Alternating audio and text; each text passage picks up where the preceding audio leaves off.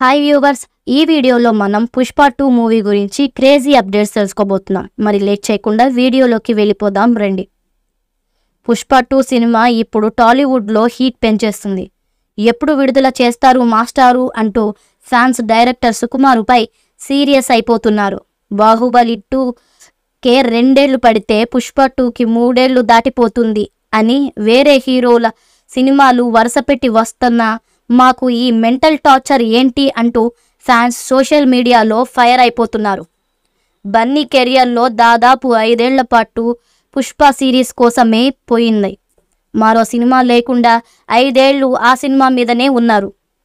ఈ ఏడాది డిసెంబర్లో సినిమా విడుదల అవుతుందని నిర్మాత బన్నీ వాసు నుంచి ఒక ప్రకటన కూడా వచ్చింది. కానీ సినిమా షూటింగ్ మాత్రం ఇంకా మొదలు కాలేదు. 30 రోజుల పాటు సినిమా షూటింగ్ పెండింగ్లో ఉంది.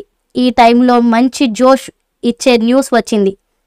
అదే పుష్ప 2లో స్పెషల్ సాంగ్లో చిరంజీవి గారి హీరోయిన్ అంటూ పుష్ప 1లో సమంతతో ఐటమ్ సాంగ్ చేయించిన సుకుమార్ గారు ఇప్పుడు పుష్ప 2లో చిరంజీవి గారితో కలిసి ఆపద్బాంధవుడు సినిమాలో నటించిన మీనాక్షి శేషాద్రిని ఎంపిక చేశారట.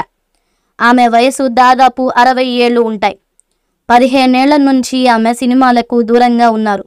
అలాంటి మాజీ హీరోయిన్తో ఇప్పుడు ఎలా సాంగ్ చేయిస్తారు అంటూ ఫ్యాన్స్ కంగారు పడిపోతున్నారు.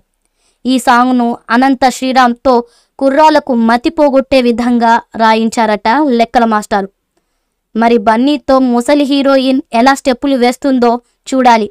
ఈ ట్రెండ్ ఇప్పటికే బాలీవుడ్లో ఉంది. మాధురి దీక్షిత్తో సహా కొందరు మాజీ హీరోయిన్లు యంగ్ హీరోలతో డ్యాన్సులు వేయడం చూస్తున్నాం.